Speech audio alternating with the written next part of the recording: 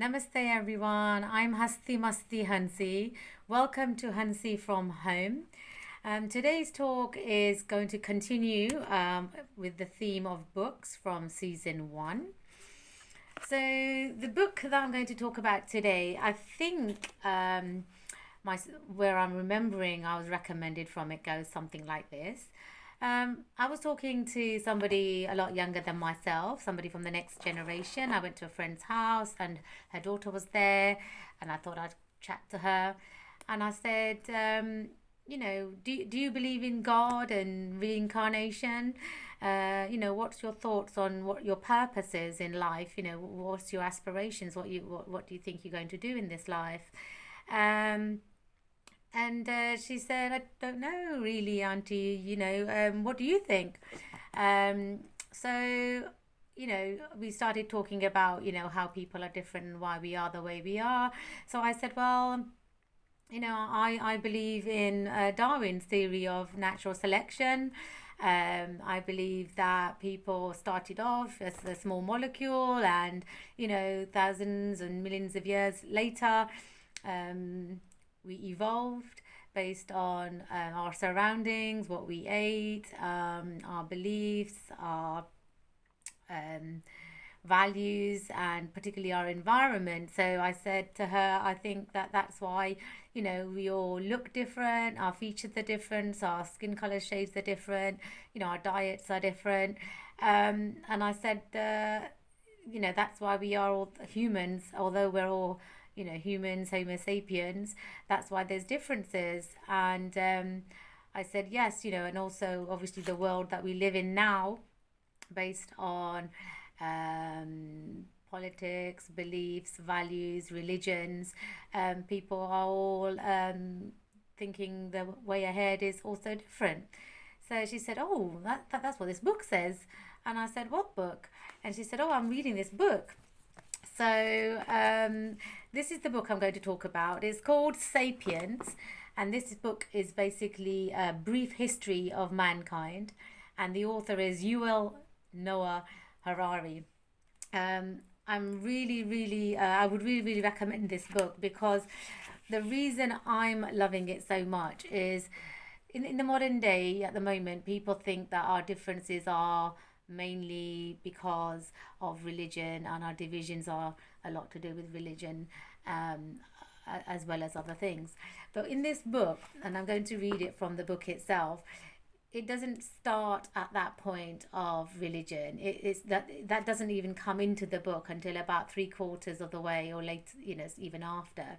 This book basically takes you right back to 13.5 billion years ago when matter and energy appeared, beginning of physics, atoms and molecules, and the beginning of chemistry. It then goes on to 4.5 billion years when planet Earth was created, and there's lots of other times in between. And then Homo sapiens evolves in East Africa 200,000 years ago. And thereafter, it kind of brings you back from that point into the present day. And there's many things that the book talks about in different types of revolutions. For example, the cognitive revolution talks about how our brains evolved. It talks about the industrial revolution, how we started off as just, foragers, finding food, moving from place to place, how Homo sapiens then decided to stay in one place, how money came into the whole world, and how that impacted capitalism and all sorts of things like this. It's so fascinating and amazing because it's got an actual timeline, which is something I was really seeking in various aspects of my understanding about human beings and things like that. And this book really does put it all into perspective in a very methodical order as to how we started and why we are as human beings, why Homo sapiens are the way they currently are. So, in that reason, is particularly good understanding for me because it's got to the point of explaining beyond religion. As I say, three quarters of the way through, it starts to talk about religion and why different people believe in different things, and my understanding of that chapter really was that it was to bring some sort of law and order and a way of life in the communities that people were living in. Sadly, I think it's changed quite a bit now, and religion could possibly be used more of a way of control and power and all sorts of things. I'm not saying it's all bad, but like everything, it's got its positives and negatives. um, so this book I would definitely recommend to anyone, particularly the next generation, because again, it's an easy read. The language in there, it will follow on very much from your normal curriculums that you've done at school, um, and bring you to the modern day. I certainly don't remember in my education going this in depth in my biology, chemistry, or physics class at all, or not even in my humanities class.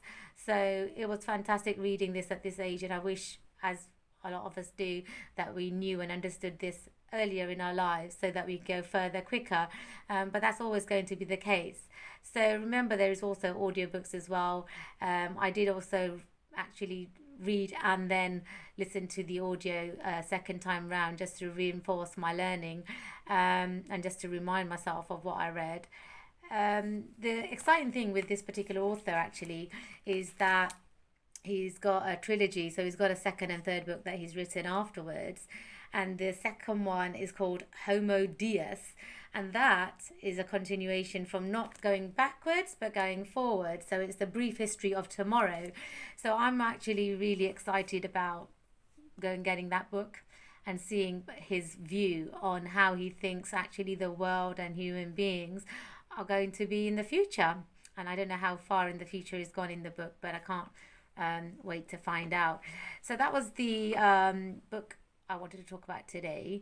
But please do comment as per usual on whether you've read the trilogy or whether you've read any of the any other things that might be of interest, that helps us all as this caring and sharing community on my shows to understand and educate each other, and also I think put some clarity particularly on people's beliefs around religion. And there's so many variations on what people think about where we came from, and even the whole entire lives are dictated by these beliefs.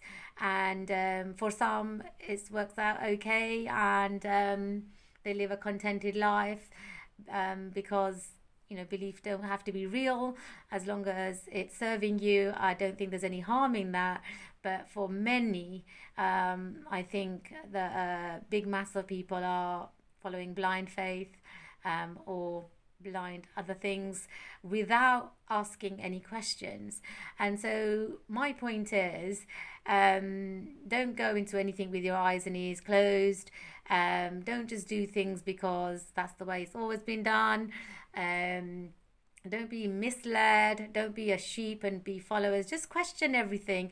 Every resource now is in our hands in terms of technology. You've got Wikipedia, you've got Google, the social media. There's so many things out there for you to be for all everybody to be able to question everything they want and get the answers so quickly that they might be seeking.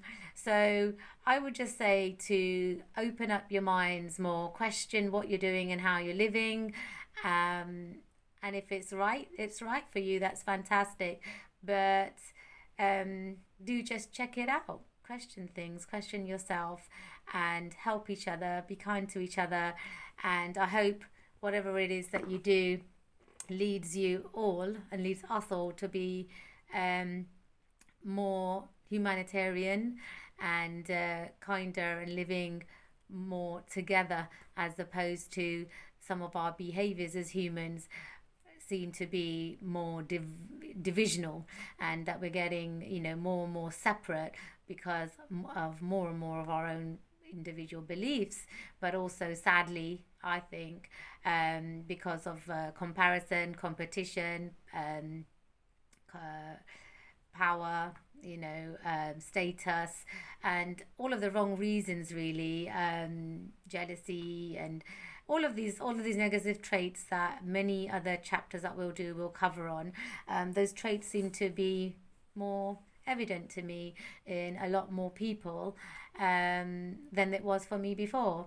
I do hope that I'm wrong in what I'm seeing, and that there is more people who have, let's say, got further than myself in their personal growth and have found contentment and happiness and leading a life which is, ethical and kind to all living things, and also in within the current universe, so side by side with all living things and with our planet, and in harmony with all living things and our planet, not just for us but for all the future generations as well.